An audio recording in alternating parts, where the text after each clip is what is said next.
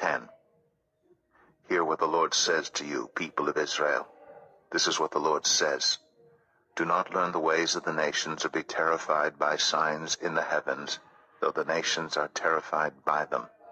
For the practices of the peoples are worthless. They cut a tree out of the forest, and a craftsman shapes it with his chisel. They adorn it with silver and gold. They fasten it with hammer and nails, so it will not totter.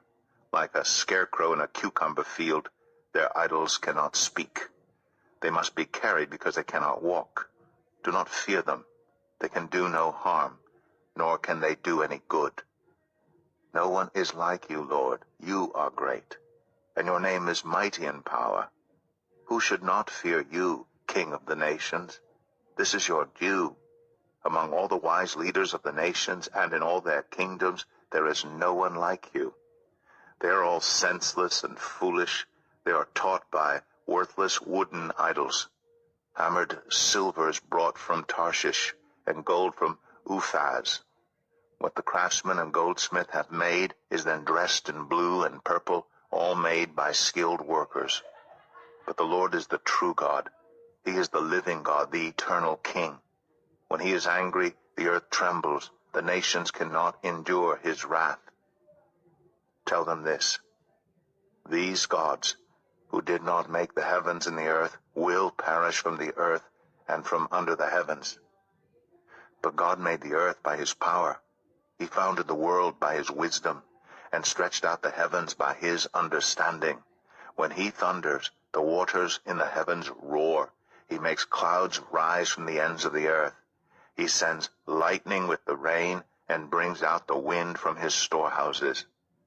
Everyone is senseless and without knowledge. Every goldsmith is shamed by his idols. The images he makes are a fraud. They have no breath in them. They are worthless, the objects of mockery. When their judgment comes, they will perish. He who is the portion of Jacob is not like these, for he is the maker of all things, including Israel, the people of his inheritance. The Lord Almighty is his name. Gather up your belongings to leave the land, you who live under siege. For this is what the Lord says: at this time I will hurl out those who live in this land. I will bring distress on them, so that they may be captured. Woe to me because of my injury. My wound is incurable. Yet I said to myself, this is my sickness, and I must endure it.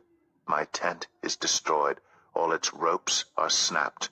My children are gone from me and are no more. No one is left now to pitch my tent or to set up my shelter. The shepherds are senseless and do not inquire of the Lord, so they do not prosper, and all their flock is scattered.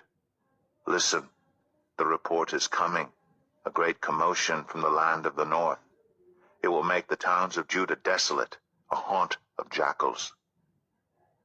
Lord, I know that people's lives are not their own. It is not for them to direct their steps. Discipline me, Lord, but only in due measure, not in your anger, or you will reduce me to nothing. Pour out your wrath on the nations that do not acknowledge you, on the peoples who do not call on your name. For they have devoured Jacob. They have devoured him completely and destroyed his homeland.